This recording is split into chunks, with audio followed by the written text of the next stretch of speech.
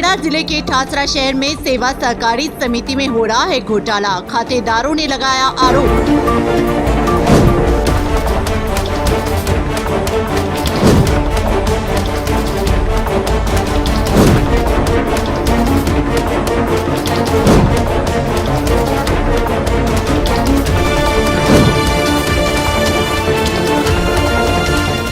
किसानों का आरोप है कि मंडली में हो रहा है भ्रष्टाचार।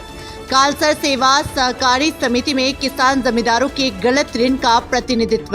आरोप लगाया जा रहा है कि 40 से अधिक किसानों पर उनकी जानकारी के बिना नकल में बोझ डाला गया है। कई किसानों को ऐसे किसानों के नाम पर लोन दे दिया गया है जिन्हें अपने लोन के बारे में ही पता नहीं था।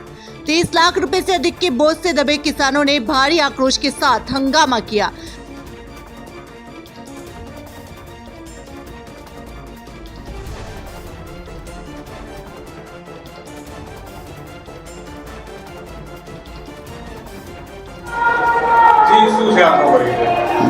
મારો પરિચય બરકતુલ્લા અબ્દુલ મિયા શેખ, માજી સરપંચ।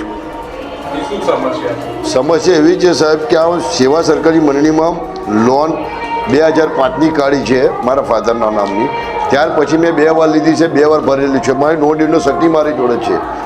મેં ટેસ્ટ બેંકમાંથી લીધી છે ને પણ સેન્ટ્રલ બેંકમાં આપણે મારા પાપાના નામની લોન ચાલુ છે। મારા પપ્પા મરી ગયા અને અત્યારે મારા નામની નોટિસ કાઢી છે અને કે આ પૈસા ભરવા જ પડશે। આ તદ્દન ખોટું થયેલું છે। મારી જોડે પ્રૂફ છે, એમનું લેટર આપેલું છે મારી જોડે, નો ડીનો સટ્ટી। અત્યારે 2022માં મેં પણ લોન ભરી છે।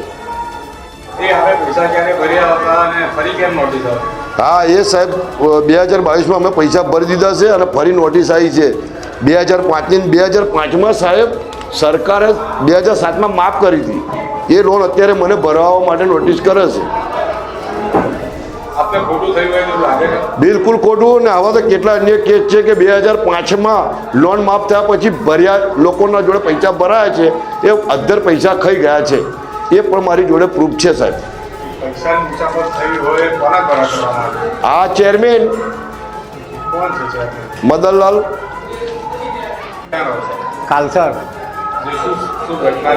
ઘટના એવી છે સાહેબ કે મેં એક લોન માફીમાં મેં નો ડીનું સર્ટી આ લોકોએ સેવા સરકાર મંડળી આલી અને મેં બોજો મુક્ત કરાવી।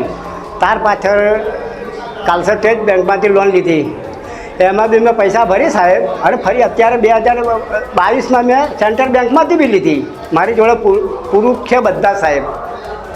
એવું તો છે જ નથી સાહેબ કે મારા ઘરના સિક્કા મારીને મેં બોજો હટાવ્યો છે મામલતદારમાંથી, એટલે એમના સિક્કાથી જ મેં બોજો હટેલો છે।